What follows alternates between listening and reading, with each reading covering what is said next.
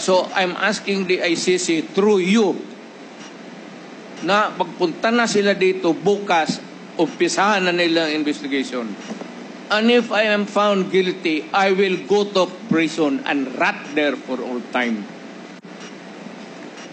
Mr. Chair, balikan ko lang yung isa ko pang tanong, Mr. Chair. Ito sa Senate hearing dito, Mr. Chair. Sinabi ni former President Duterte, encourage the criminals to fight. Encourage them to draw their guns. Yan ang instruction ko. End of quote. And the only way na hindi kayo makulong and to justify the killing is bigyan mo talaga ng panahon na lumaban. Tama po ba? Yan ang sinabi ninyo. Yes, because that would be justified kung lumaban. Yan, kasunod pa lang po yung question ko. Ang question ko po ay bakit nyo ine-encourage yung kriminal na lumaban? Para medyo maminus-minus ang problema sa syudad ko. Kung may kriminal dito na 50, kung mapatay ninyo yung 30, di 20 na lang, hindi na masyado problema dyan sa akin. Ibig sabihin, Mr. Chair, hindi mapaparusahan ang nakagawa ng krimen in self-defense. Hindi man sadya. Alam naman trabaho ng police, ma'am. The policeman should know when to kill and when to injure. Hindi naman kailangan sabihin. May elements naman ng self-defense. Alam niyo yun, Mr. Chair. Not self-defense, man. Performance of duty. Performance of duty, but elements of self-defense. With that performance of duty is self-defense. So, Mr. Chair, ano yun? Ang what? Elements of self-defense, Mr. Chair. Self-defense is when you defend yourself to avoid injury, serious, or you die. That is applicable also to a policeman who is performing his duty, because the policeman has to confront, ang civilian has to iwasan. But a policeman, a law officer, if you are a law officer, you have to confront the criminal. Ang sanabi ko sa kanila, huwag kang pumunta dito sa akin isina na may sugat ka, sipain kita, patayin mo. Bakit ikaw ang may sugat? Wala akong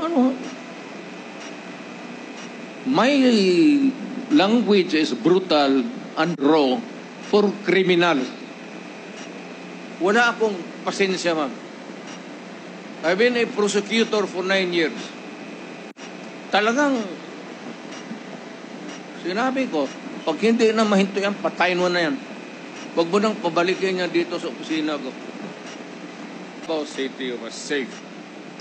If the test or standard would be that a citizen of the city can walk all over the city and men and children can go home safely, unmolested, undisturbed. That was the standard that I gave to the police of Davao City. Mr. Chair, I would like to ask, hindi ba nagkandamatay sila sa panahon na yon? Marami po. Sino-sino po ang mga pumatay?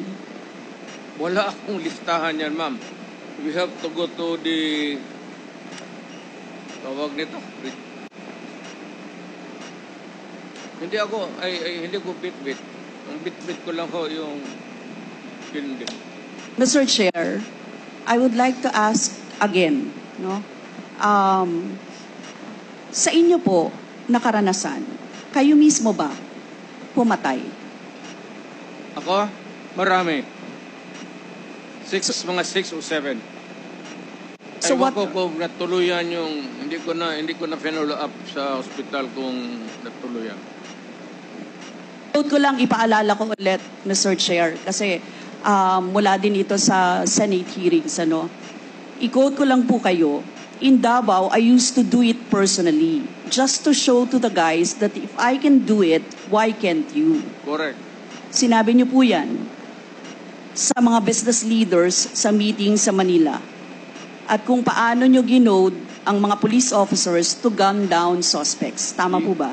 Yes, if they present a violent resistance, that's the only thing that you can kill the criminal if you are personally in danger of losing your life too. Ito But ba, hindi mo pwedeng patayin yung kriminal nakahandcuff o nakatali. Hindi trabaho ng lalaki yan. ito pong second, Mr. Chair, na quote, kayo rin ito. And I'd go around in Davao with a motorcycle, with a big bike around, and I would just patrol the streets looking for trouble also. Manila Times po ito. I was really looking for a confrontation so I could kill. Sinabi niyo po ito. Yes. Nagdadasal po ako, nagmumumtor ako na may mag-hold upper dyan. At kung maabot na kita, talagang patayin kita. At kung basta kriminal ka, wala akong pasensya sa kriminal. Pagka lumaban, patayan. So, Mr. Chair, kanina po kasi sinabi ni Duterte na he takes full legal responsibility. Yes. Siya ang mananagot at Yes. makukulong sa ginawa ng mga kapulisan. Yes. Kung sa inyo po ang policy, inaako nyo rin ang accomplishment nito. Yung lahat po, kasi kung naaalala ko sa war on drugs, yung mga accomplishment, may nahuli, nagbebenta, gumagamit, gumagawa ng droga. Lahat yan.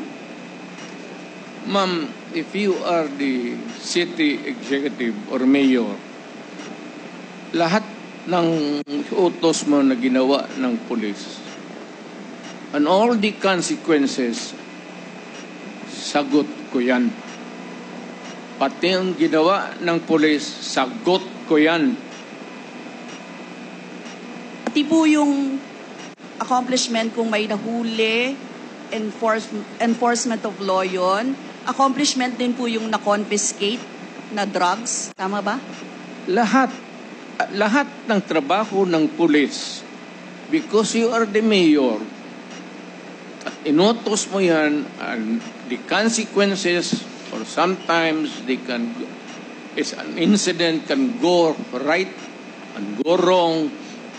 Protektahan ko yung police kasi ako ang mayor. Hindi magtrabaho yung police, matakot yan kung hindi mo bakaban. So lahat ng trabaho ng police, nung ako'y mayor, for the longest time, akin yan. So, Mr. Chair, alam niyo po ba kung ilan ang arrested sa mga drug operations at how much ang drug na na-seize nung time na yan? Ma'am, I was not notified in advance that I have to make an accounting for the arrested persons in Davao City. That is, I would not want to. That would not be a proper question. Mr. Chair, sabi niyo yung accomplishment report sa inyo yan. Accomplishment, yes. Accomplishment is another thing. But you see, to ask for the number of arrests or killings, that would be a stupid question. Mr. Chair, sinabi po ninyo na aakuin nyo lahat. E di syempre may accounting din kayo, Mr. Chair. At kabisado nyo, kahit nga kabisado ninyo kung ilan ang hinuli, ilan ang pinatay, ilan. Dapat may accounting kayo, Mr. Chair. And I believe, Mr. Chair, noong 2017, correct me if I'm wrong, may President's Accomplishment Report kayo. Yes, Mr. ma'am. Chair. Tanungin kita, where were you the other day at 4 o'clock in the afternoon? Point of order, Mr. Chair. Yan nga sinabi ko. Yes, may I remind our resource person